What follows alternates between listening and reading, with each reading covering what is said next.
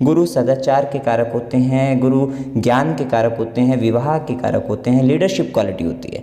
तो यहाँ पर क्रॉस साइन होने पर उसके गुणों में वृद्धि होने वाली है।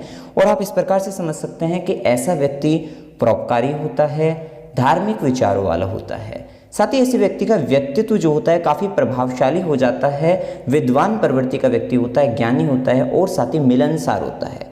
खास तौर पर देखा गया है कि गुरु पर्वत पर यहाँ पर क्रॉस साइन होने पर वैवाहिक जीवन काफ़ी सुखद माना गया है, वैवाहिक जीवन काफ़ी अच्छा होता है। और क्रॉस साइन होने से क्या होता है कि यहाँ पर शुक्र के गुरु पर ही क्रॉस साइन एक तरीके से शुक्र की तरह से इस प्रकार कार्य करता है। और अगर शुक्र पर्वत, ये पर्वत शुक्र पर्वत होता है, अगर ये भी उभरा हुआ होता है तो यहाँ पर प्रेम विवाह के योग भी बनते हैं। साथ ही ऐसे व्यक्ति का जीवन साथी काफ़ी सुंदर होता है। अगर पत्नी की बात करें तो काफ़ी सुंदर होती है, मिलनसार होती है, आपस में म्यूचुअल अंडरस्टैंडिंग होती है, अर्थात एक दूसरे की बातों को बड़ी ही अच्छी तरीके से व्यक्ति समझ पाते हैं।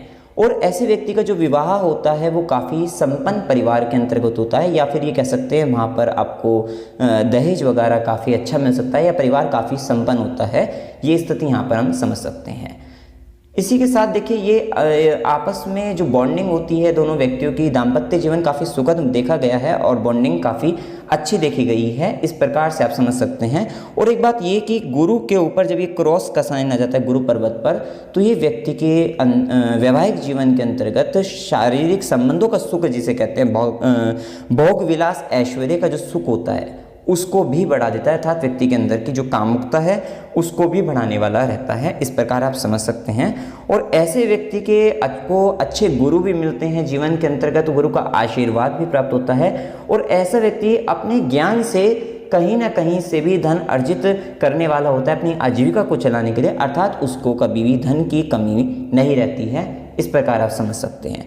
साथ ही देखिए यहाँ पर अगर ये नेगेटिव की बात करें कि यहाँ पर नेगेटिव क्या रहता है, तो नेगेटिव यही है कि क्रॉस साइन जब गुरु पर्वत पर होता है तो व्यक्ति को पेट में कब्ज की परेशानी, सर दर्द की समस्या, ये दोनों समस्याएं में से कोई समस्या हो सकती है। साथ ही अब ये देखते हैं कि अगर ये साइन आपके पाम में है तो देखिए इसका जो परिणाम होगा वो आपको कब मिल सकता है। इसको देखिए कि अगर ये आपका जीवन रेखा, जो ये जीवन रेखा जा रही है, इस जीवन रेखा के पास ही समीप ही बन रहा है, तो देखिए ये आपको किशोर अवस्था के अंतर्गत इस साइन का परिणाम आपको रिजल्ट आपको देखने को मिलेगा। अगर ये गुरु पर्वत के मध्य में बन रहा है तो इसका आपको युवावस्था के अंतर्गत इसका परिणाम आपको ज़्यादातर देखने को मिलेगा। और अगर ये तर्जनी उंगली, ये तर्जनी की उंगली के जो मूल है इसके आसपास यहाँ पर पास में बन रहा होगा तो इसका परिणाम आपको प्रौढ़ावस्था के अंतर्गत